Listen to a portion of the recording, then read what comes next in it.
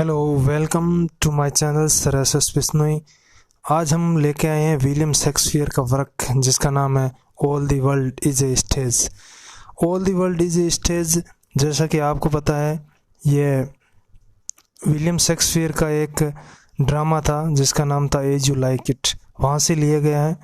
और इसको है एज यू लाइक इट का एक करेक्टर है जिसका नाम है जैक्स, और जैक्स के द्वारा एकालाप यानी मोनोलॉग है, वो स्वयं अपने आप में बात करते हैं, जिसका टाइटल दिया विलियम शेक्सपियर ने all the world is a stage, एक पोइम के रूप में कह सकते हैं। तो इस प्रकार जो एज यू लाइक इट है वो ड्रामा है, वहाँ से लिया गया, ये चीज़ हमें ध्यान रखना है।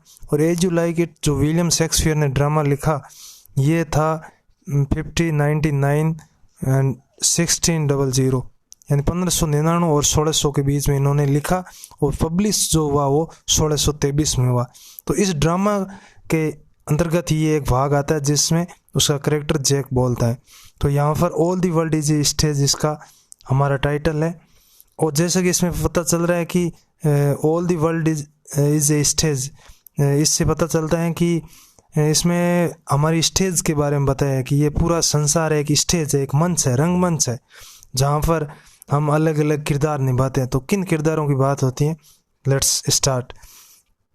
All the world is a stage, समस्त विश्व एक रंगमंच है, एक मंच है जहाँ पर and all the man and women merely players. तो यहाँ पर जो सभी मैन वुमेन महिलाएं हैं केवल मात्र क्या है, प्लेयर्स है। प्लेयर्स मतलब एक्ट्रेस है, जैसा कि एक नाटक के अंदर एक्टर होते हैं, एक्ट्रेस होती हैं। तो इस प्रकार हमारा जीवन है, मियरली यानी नथिंग मोर देन, इससे ज़्यादा हम कुछ नहीं है, केवल प्लेयर्स हैं। They have their exits and their entrance, जिस प्रकार एक रंगमंच पर एक एक्टर है वो एग्जिट करता है यानी चला जाता है अपनी भूमिका निभा के, या फिर एंट्रेंस यानी प्रवेश करता है, उसी प्रकार हमारे जीवन में भी हम क्या करते हैं, एग्जिट यानी हम जीवन छोड़कर चले जाते हैं और पहले हम आते हैं इस जीवन में, टू कम। तो ये इस प्रकार की चीज़ है, एग्जिट करता है टू लिव, एंट्रेंस करता है टू कम। तो यहाँ पर इन मीनिंग्स की जो डिफ़िकल्ट वर्ड है इनका मैंने नीचे दे रखा है। आगे, एंड वन मैन, एक आदमी, in his time plays many part. One man एक आदमी, हर कोई एक आदमी, इन हिज टाइम मतलब अपने जीवन में, इन हिज टाइम है इन हिज लाइफ टाइम, अपने जीवन के दौरान प्लेज मैनी पार्ट्स, वो अनेक भूमिकाएं, अनेक पार्ट्स निभाता है। प्ले यानी अपना किरदार निभाता है, मैनी पार्ट्स मतलब डिफरेंट रोल, अलग अलग रोल। जिस प्रकार एक मंच पर एक करेक्टर जाता है तो वो अपनी अलग अलग भूमिकाएं अदा करता है, किसी को जैसे अलग अलग किरदार दिए जाते हैं। Next line, his acts being 7 ages, और उसकी जो ये एक्ट है ये किन 7 अवस्थाओं से, 7 एजेस से गुजरता है। और उसमें फेल है 8 फर्स्ट द इन्फेंट, और उन 7 में फेल है इन्फेंट। ये चीज़ें भी ध्यान रखनी है कि which one is the first stage according to William Shakespeare in as you like it. As you like it के अनुसार विलियम शेक्सपियर ने पहली कौन सी बताई स्टेज, तो वो इन्फेंट की बताई। इन्फेंट मतलब शिशु, एक छोटा बालक होता है, अपने अप्रोक्सीमेटली मान सकते 0 से 3 साल की उम्र में। तो वो हिज एक्ट्स बीइंग 7 एजेस, उस व्यक्ति के जीवन में कितने रोल आते हैं, 7 अवस्थाओं से गुजरता है।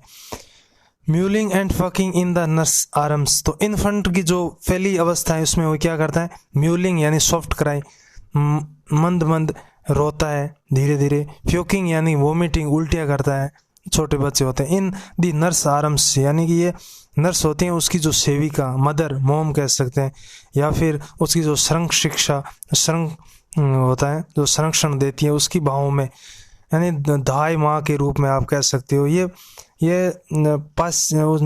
पाश्चात्य देशों का वर्ड है, जैसे हमारे यहाँ पर मोम होती हैं उसी प्रकार वहाँ दाई का एक रूप मान सकते हैं, जो उसको पालन पोषण करने वाली।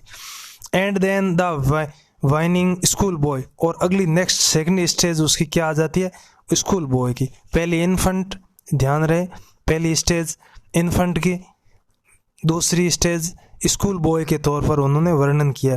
तब वो एक वाइनिंग यानी कि कंप्लेनिंग, शिकायत करता हुआ स्कूल बच्चे की अगली अवस्था आती है। विद हिज सेसल, सेसल मतलब बैग, अपने बैग के साथ में वो शिकायतें करता है। तो एक जो छोटा बच्चा होता है विद्यालय जाता है तो ज़रूर किसी न किसी प्रकार के बहाने या शिकायतें करता है, अनिच्छुक होता है। एंड शाइनिंग मॉर्निंग फेस, और उसका सुबह सुबह का चेहरा कैसा होता है, शाइनिंग चमकदार चेहरा होता है एक छोटे स्कूल बॉय का, जो आप मान सकते हैं 5 से 6 साल की उम्र स्कूल जाने की उम्र होती है उसी दौरान।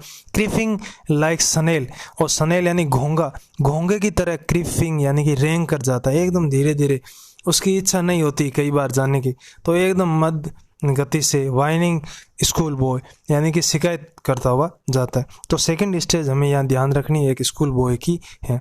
तो इस प्रकार यहाँ पर जो हम आज ये पढ़ रहे हैं, ये as you like it William Shakespeare की रचना है, और वे एज यू लाइक इट से ली गई विलियम शेक्सपियर की रचना है, और जिसका यहाँ पर टाइटल है all the world is a stage, जो कि उस ड्रामे के अंतर्गत एक करेक्टर जेक के द्वारा पर्सनली मोनोलॉग यानी एकालाप है। और जैसा कि पता है एज यू लाइक इट हमने पहले भी बताया 1599, 1599 एंड 1600 यानी 1600 के बीच में लिखा गया, और 1623 में ये फर्स्ट फोलियो था विलियम शेक्सपियर का जो पब्लिश हुआ 1623 में। और जैसा आपको पता है 1616 में विलियम शेक्सपियर की डेथ हो जाती है, डेथ के बाद में ये इसके फर्स्ट फोलियो पब्लिश हुए।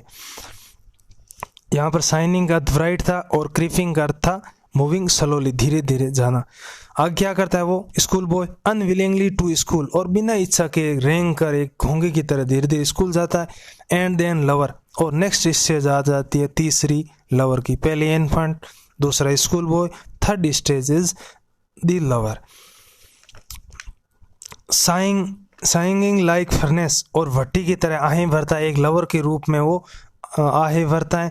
विथ ए वो फुल बलाड, वो फुल यानी दर्द भरे, बलाड यानी कि गीत गाता है, तो दर्द भरे गाने गाता है। वो फुल यानी वेरी सैड, बलाड क्या होता है, ए लॉन्ग सॉन्ग, एक लंबा गीत होता है या एक कविता होती है। That tells a story about love, जो अधिकांश लव पर आधारित होती हैं, ऐसी संगीत होता है, ऐसा गीत होता है, उसको बलाड बोला गया है। नेक्स्ट लाइन इसकी, तो यहाँ पर जितनी भी येलो फॉन्ट में लिखी है वो इस पोइम की लाइन है आगे। Made to his mistress eyebrow, जो कि अपनी प्रेमिका की सुंदरता के रूप में उसके लिए वर्णित करता है। मिस्ट्रेस यानी बी लव्ड, उसकी जो प्रेमिका है उसके लिए गाता है। और नेक्स्ट स्टेज है then the soldier, fourth stage यहाँ पर हमारी है दी सोल्जर। तो अगली एक लवर के बाद में उसकी एज आती है एक सोल्जर के रूप में, एक लड़ाकू के रूप में। लड़ाकू किस रूप में होता है, फुल ऑफ स्टैंड ओथ्स, उसके पास में कुछ अजीब अजीब ओथ्स यानी प्रोमिस वादे होते हैं।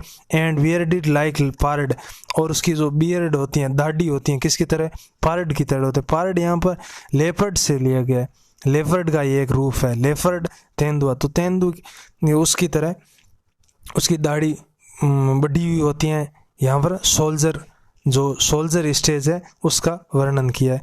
आगे जीलियस इन ऑनर, और उस सम्मान के लिए वो एकदम ईर्ष्यालु होता है, कि अपने सम्मान के लिए वो ईर्ष्यालु है और किसी भी हद तक सम्मान पाने की वो कोशिश करता है। Sudden and quick in quarrel, sudden and quick मतलब अचानक, अचानक और बहुत तेज होता है। इन क्वारल लड़ाई में यानी अपने आत्म सम्मान की लड़ाई में, किसी भी रूप में अपने सम्मान के लिए वो एकदम बहुत तेज होता है। सीकिंग द बबल रेपुटेशन, और सिक यानी खोजना, और बबल रेपुटेशन खोजने की चाहत रखता है। Bubble reputation means momentary fame, यानी अचानक फेम, इज्जत, प्रसिद्धि, तो अचानक मिलने वाली प्रसिद्धि की खोज में रहता है कि मुझे प्रसिद्धि मिले, सब लोग मुझे जाने। जैसा कि ये साइकोलॉजिकल टर्म भी है, आप कह सकते हैं। किशोर अवस्था में अक्सर ऐसा होता है जहाँ व्यक्ति अपने एकदम प्रसिद्धि प्राप्त करने की कोशिश करता है कि सभी लोग मुझे जाने, मुझे पहचाने, हु एम आई, मैं कौन हूँ, तो इस तरह की चीज़ें आती है। Even in the cannon mouth, और यहाँ तक कि एक कैनन यानी कि तोप के मुंह में जाने की भी जा सकता है, यहाँ तक वो तैयार रहता है। फोर्थ स्टेज में बात हो रही है, ये चीज ध्यान रखें कौन सी स्टेज में कौन सी बात हुई, तो ये फोर्थ स्टेज बात। एंड देन दी जस्टिस, और अगली जो स्टेज है वो है इसकी जस्टिस के रूप में। जस्टिस यानी एक न्यायाधीश के रूप में, जस्टिस यानी जज। अब यहाँ पर वो कोई भी बात करेगा इन तर्क संगत न्याय प्रिय बात करेगा कि ये गलत है, ये सही है, ऐसा करना, ऐसा नहीं करना। In fair round valley with good capon line, और इस समय उसका जो फेट है वो काफ़ी बड़ा हुआ होता है, एकदम शरीर में उसका काफ़ी बड़ा हो गया होता है।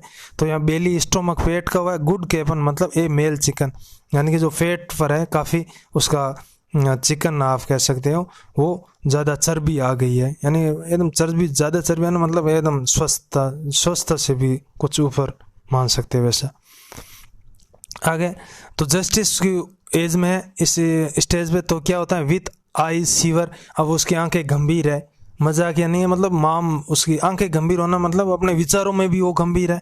And beard of formal cut, अब यहाँ पर जो अपने जो सोल्जर वाली में बात आई थी उसकी दाढ़ी है लेफर्ड की तरह लंबी होती है, तो ऐसा नहीं, यहाँ पर फॉर्मल कट होगा यहाँ पर, तो उसकी दाढ़ी एक फॉर्मल कट में severe and serious. Full of wise साज, अब उसकी जो कहावतें हैं बातें हैं वो एकदम वाइज यानी बुद्धिमत्ता वाली होगी। एंड मॉडर्न इंस्टेंस, और इंस्टेंस मतलब एग्जाम्पल, और एकदम आधुनिक उदाहरणों वाला वो व्यक्ति होगा, तो एकदम अच्छी अच्छी कहावतों वाली बात बोलने वाला होगा इस स्टेज में। And so he plays his part, इस प्रकार वो अपनी भूमिका निभाता है। और ये 5वें स्टेज की बात है। The 6th age shift into the lean and slippered pantaloon, 5वीं एज ध्यान में रखना जस्टिस की है, और 6ठी जो एज है वो शिफ्ट हो जाती है 6 एज, एक लीन यानी दुबला पतला, स्लीपर्ड यानी चप्पलें पहना हुआ, पेंटालून यानी कि चप्पलों के ऊपर उसके एक पायजामा पहना हुआ है। तो स्लीपर्ड वियरिंग स्लीपर, पेंटालून है फनी ओल्ड मैन, तो पेंटालून ऐसा कहा गया है कि चप्पलें पहना हुआ एक पेंटालून है, इस प्रकार पेंटालून मतलब अफलातून, जिस ए फनी ओल्ड मैन एक मजाकिया बुढ़ा व्यक्ति, on home other people place trick, एक ऐसा व्यक्ति जिस पर हर कोई मजाक करता है, तो मजाक करता है तो वो उस मजाक को इतना सीरियस नहीं लेता है, वो सामने भी मजाक कर लेता है। तो ये एक ऐसी उम्र है जो हर किसी के साथ में सामंजस्य बिठा सकते हैं, वो व्यक्ति अपना सामंजस्य बिठाने की कोशिश भी करता है। तो यहाँ पर उससे अगर हर कोई मिलेगा तो उसकी मजाक उड़ाएगा, तो मजाक में भी वो मजाक में जवाब देगा, तो ये एक ऐसी अवस्था होती है। तो इनटू द लीन जो दुबला पतले वाली लीन है, स्लीफर्ड चप्पलें पहने हुए पेंटालून, ये एक जोकर की तरह कार्य करता है यहाँ पर व्यक्ति। With spectacles on nose, और उसकी नोज के ऊपर चश्मे पहने हुए हैं। And pouch on side, pouch यानी छोटा थैला उसकी एक साइड में होगा, तो और यहाँ पर एक तरफ पाउच छोटा थैला भी कह सकते हैं, या फिर एक पाउच इस प्रकार कहते हैं कि आपकी जो स्किन है वो लूज हो जाती है बुढ़ापे के कारण, तो ऐसा भी मान सकते हैं। तो ये दोनों चीज़ें भी हो जाए। हिज यूथफुल होज, अब जो उसकी जवानी में जो होज जुराबे रखी थी, वेल सेव्ड बचा कर रखी थी, वर्ल्ड टू वाइड, अब वो उसके लिए काफ़ी बड़ी हो चुकी, क्योंकि वो दुर्बल पतला थक गया, अब वो जुराबे भी उसके काम की नहीं आ रही है।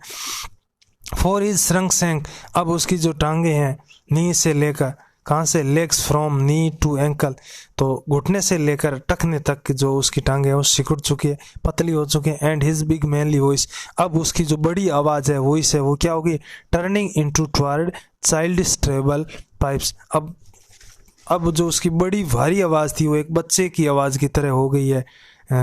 किस जैसा, चाइल्डिश ट्रेबल मतलब एक ऊंची आवाज़, तो बच्चे की जो एकदम पतली आवाज़ होती है उसकी तरह हो गई है। और and whistles in his sound, अब और उसकी आवाज़ में क्या है, ऐसा लगता है कि विसल्स सीटियाँ बजती है। Last scene of all that and this stands eventful history, और अंतिम जो सीन है वो इस जो इवेंटफुल जो घटनाओं से परिपूर्ण इतिहास है उसकी समाप्ति की ओर है। आगे वो समाप्ति की ओर है, तो अंतिम स्टेज कौन सी है, is the second childishness and mere oblivious, जो अंतिम स्टेज है 7वीं है वो क्या है, सेकेंड चाइल्डनेस है। अब इसका पुनः दोबारा बचपना आ गया, 7वीं स्टेज है वो दूसरे बचपने की बात करता है।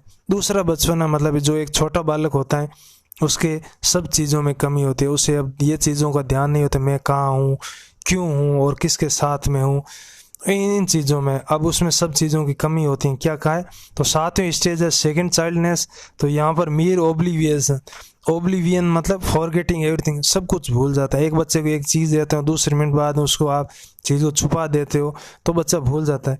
तो इस प्रकार 7वीं स्टेज हो जाती है, आदमी मतलब एकदम बुढ़ा हो जाता है, चीज़ों को भूलने लग जाता है। सेंस टीथ, तो सेंस एक फ्रेंच वर्ड है जिसका अर्थ है के बिना, विदाउट, तो बिना 7वीं स्टेज बिना दांतों के होता है। सेंस आइज बिना आंखों के होता है, मतलब आंखों में इतनी रोशनी भी नहीं होती है। सेंस टेस्ट भी नहीं होता है इतना। सेंस एवरीथिंग प्रत्येक में कमी होती है। तो इस प्रकार ये बुढ़ापा है, जो अंतिम 7th स्टेज है वो सेकंड चाइल्डिशनेस है, दूसरा बचपना है। तो यहाँ पर यह था all the world is a stage, William Shakespeare का था। और विलियम शेक्सपियर ने यह जो लिखा एज यू लाइक इट में लिखा, एज यू लाइक इट में जो जैक नाम का उनका एक करेक्टर है, एज यू लाइक इट, पहले ये ध्यान दे, एज यू लाइक इट एक बहुत बड़ा ड्रामा है जिसके अंतर्गत 5 एक्ट होते हैं। 5 एक्ट में ये दूसरा एक्ट का भाग है, दूसरे एक्ट के 7वां सीन है। और जो एज यू लाइक इट कब लिखा, मैंने पहले बताया 1599 1600 में लिखा गया और पब्लिश हुआ 1623 में। और जैसा कि पता है 1616 में डेथ हुई, वे इनकी विलियम शेक्सपियर की हो चुके थे। उनके बाद में इनका फर्स्ट फोलियो, डिफिकल्ट वर्ड थे, मियरली यानी केवल मात्र, इससे अधिक नहीं, एग्जिट यानी कि निकलना, एंट्रेंस प्रवेश, तो जीवन में हम हमारा एग्जिट होता है, हम चले जाते हैं, प्रवेश होता है, प्लेयर यानी एक्टर की तरह सबकी भूमिका, इन्फेंट पहली अवस्था है और उसी में बच्चा म्यूलिंग यानी सॉफ्ट का ही करता है, फॉकिंग यानी वोमिटिंग करता है। तो इस प्रकार की ये चीज़ें हमारी इसमें है। Thank you for watching my video and please always remember to share and like my video। अगर आपको पसंद आया तो ज़रूर चैनल सब्सक्राइब करें और इसी प्रकार इंग्लिश के पोइम्स के, इंग्लिश लिटरेचर के, इतिहास के लगातार वीडियो आपके बीच में देता रहूँगा। धन्यवाद।